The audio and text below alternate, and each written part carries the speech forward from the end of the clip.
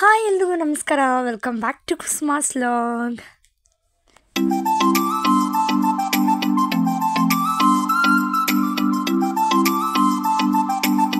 ಇವತ್ತಿನ ಲಾಗಲ್ಲಿ ಅತಿ ಸುಲಭವಾಗಿ ಮನೆಯಲ್ಲಿ ಯಾವ ರೀತಿ ತುಪ್ಪ ಮಾಡ್ಕೋಬೋದು ಅಂತ ಅಮ್ಮ ತೋರಿಸ್ತಾರೆ. ಮೊದಲಿಗೆ ಒಂದು ಬಾಕ್ಸಲ್ಲಿ ಅಮ್ಮ ಹಾಲಿಂದ ಬರುವಂತಹ ಕೆನೆನ ತೆಗೆದು ಇಟ್ಕೊಂಡಿದ್ರು. ಅದು ಇಟ್ಕೊಂಡಿದ್ದಾದಮೇಲೆ ಅದು ಸ್ವಲ್ಪ ಫ್ರಿಜ್ಜಲ್ಲಿ ಇಟ್ಟಿರ್ತಾರಲ್ಲ, ಈಚೆ ತೆಗೆದು ಕರಗಿದಾದ್ಮೇಲೆ ಒಂದು ದಿನ ಮುಂಚೆ ಅದನ್ನು ಮೊಸರಲ್ಲಿ ನೆನೆಹಾಕ್ಬಿಡ್ಬೇಕು. ನೆನೆಹಾಕಿದಾದ್ಮೇಲೆ ಮಾರನೇ ದಿನ ಬಂದು ಒಂದು ಜಾರಿಗೆ ಸ್ವಲ್ಪ ನೀರು ಹಾಕ್ಕೊಂಡು ಅದಕ್ಕೆ ನೀವೇನು ನೆನೆಹಾಕಿರ್ತೀರಲ್ಲ ಅದನ್ನು ಇದಕ್ಕೆ ಹಾಕ್ಕೊಂಡು ಒಂದು 2 to 3 ಟೈಮ್ಸು ನೀಟಾಗಿ ಲೈಟಾಗಿ ರುಬ್ಬಬೇಕು. ಆಮೇಲೆ ಫುಲ್ಲು ಮಸಾಲೆ ರುಬ್ಬೋದಲ್ಲ, ಲೈಟಾಗಿ ಆನ್ ಆಫ್ ಆ ಥರ ಪ್ಯಾಟರ್ನಲ್ಲಿ ರುಬ್ಬಿಟ್ಟು ಮೇಲೆ ಬರುವಂತಹ ಬೆಣ್ಣೆನ ತಗೊಂಡು ಇನ್ನೊಂದು ನೀಟಾಗಿರುವಂತಹ ನೀರಿಗೆ ಅದರ ಮೇಲೆ ಹಾಕ್ಕೋಬೇಕಾಗುತ್ತೆ. ಯಾಕಂದರೆ ಅದರಲ್ಲಿ ಹುಳಿ ಅಂಶ ಎಲ್ಲ ಇರುತ್ತಲ್ಲ, ನೀವು ಮೊಸರಲ್ಲಿ ನೆನೆಹಾಕಿರೋದು ಅದರಲ್ಲಿ ನೀಟಾಗಿ ಸ್ವಲ್ಪ ಲೈಟಾಗಿ ಈ ಥರ ತೊಳ್ಕೊಂಡು ನೀಟಾಗಿ ಹಾಕೋದ್ರಿಂದ ಅದೆಲ್ಲ ಹೋಗುತ್ತೆ ಅಂತ ಹೇಳಿಬಿಟ್ಟು ನೀಟಾಗಿ ಹಾಕೋದು.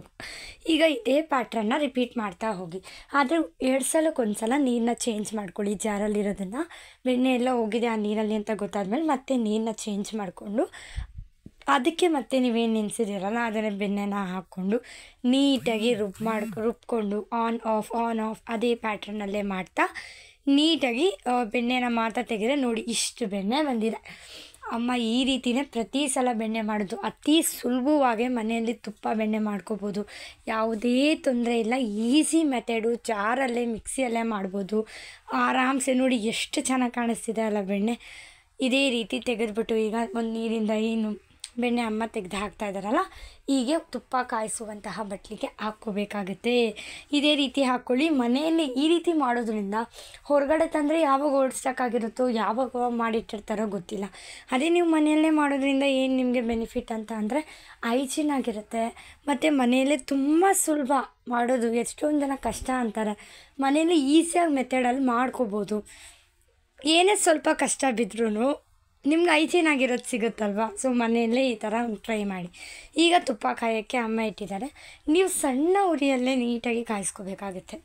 ಈ ಬೆಣ್ಣೆ ನೋಡ್ತಾ ಇರಲ್ಲ, ಬೆಣ್ಣೆನ ಒಂದು ಕಡೆ ತೆಗೆದಿಟ್ಕೊಂಡ್ಬಿಟ್ಟಿದ್ದಾರೆ ಅಮ್ಮ. ಯಾಕಂದರೆ ದೋಸೆ ಎಲ್ಲ ಮಾಡಿದಾಗ ಬೆಣ್ಣೆನ ಮೇಲ್ಗಡೆ ಹಾಕಿದ್ರೆ ಅದ್ರ ಟೇಸ್ಟೇ ಬೇರೆ ಇರುತ್ತೆ. ಅದು ಮನೇಲಿ ಮಾಡಿರೋ ಫ್ರೆಶ್ ಬೆಣ್ಣೆ ಅಂತೂ ಇನ್ನೂ ಟೇಸ್ಟ್ ಇರುತ್ತೆ.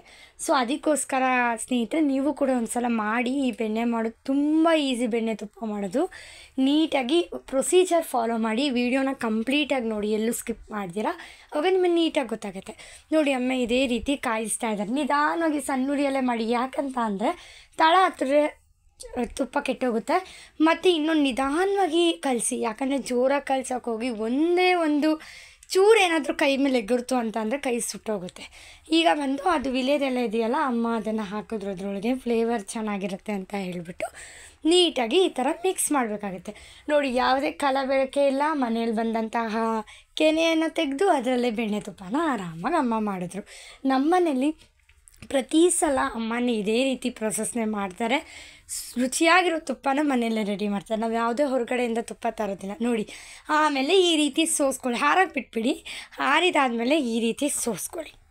ಓಕೆನಾ. ಇದೇ ರೀತಿ ಒಂದಲ್ಲಿ ಸೋಸಿಕ್ಕೋತಾರೆ ಅಮ್ಮ. ಪ್ರತಿ ಸಲ ಇದೇ ರೀತಿ ಮಾಡ್ತಾರೆ. ಮತ್ತು ಒಂದು ಬಾಕ್ಸ್ ಇರುತ್ತಲ್ವ, ತುಪ್ಪದ ಬಾಕ್ಸು, ಆ ತುಪ್ಪದ ಬಾಕ್ಸ್ಗೆ ಇದನ್ನೆಲ್ಲ ಏನು ಸೋಸಿರ್ತಾರಲ್ವ ಅಮ್ಮ, ಅದನ್ನು ಆ್ಯಡ್ ಮಾಡ್ತಾರೆ. ನೋಡಿ ಸ್ನೇಹಿತರೆ, ಯಾವುದೇ ಕಲರ್ ಹಾಕಿಲ್ಲ, ಏನೂ ಹಾಕಿಲ್ಲ. ಎಷ್ಟು ನೀಟಾಗಿ ಪ್ಯೂರಿಫೈ ಆಗಿರುವಂತಹ ತುಪ್ಪ ಮನೆಯಲ್ಲಿ ಆರಾಮಾಗಿ ರೆಡಿಯಾಗಿದೆ. ಹಾಗಾದರೆ ನೀವು ಕೂಡ ಮನೆಯಲ್ಲಿ ಇದೇ ರೀತಿ ಕೆನೆಯೆಲ್ಲ ಎತ್ತಿರಿ, ಒಂದು ಬಾಕ್ಸಲ್ಲಿ ಇಡಿ. ಆ ಬಾಕ್ಸಿನ ತೊಗೊಂಡು ಮೊಸರನ್ನ ಒಂದು ದಿನಕ್ಕೆ ಮುಂಚೆ ನೆನೆಹಾಕಿ ಆಮೇಲೆ ಅದನ್ನು ಜಾರ್ಗೆ ಹಾಕ್ಕೊಂಡು ರುಬ್ಕೊಂಡು ಕುದಿಸ್ಕೊಂಡ್ರೆ ತುಪ್ಪ ರೆಡಿ ಆಗುತ್ತೆ. ಈಗ ನೋಡೋದಲ್ಲ, ಒಂದು ಬಾಕ್ಸ್ ಕಮ್ಮ ಹಾಕಿರ್ತಾರೆ. ಬಾಕ್ಸ್ ಹಾಕ್ತಿರೋದ್ರಿಂದ ಶ್ರೀಕೃಷ್ಣ ತುಪ್ಪ ಅಲ್ಲ, ಮನೇಲಿ ಮಾಡಿರೋ ತುಪ್ಪ. ಈ ವಿಡಿಯೋ ಇಷ್ಟ ಆಗಿದೆ ಲೈಕ್ ಮಾಡಿ, ಶೇರ್ ಮಾಡಿ, ಕಮೆಂಟ್ ಮಾಡಿ, ಸಬ್ಸ್ಕ್ರೈಬ್ ಮಾಡಿ ಅಂತ ಹೇಳ್ತಾ ಮತ್ತೆ ಸಿಗೋಣ ನೆಕ್ಸ್ಟ್ ವ್ಲಾಗಲ್ಲಿ. ಬಾಯ್.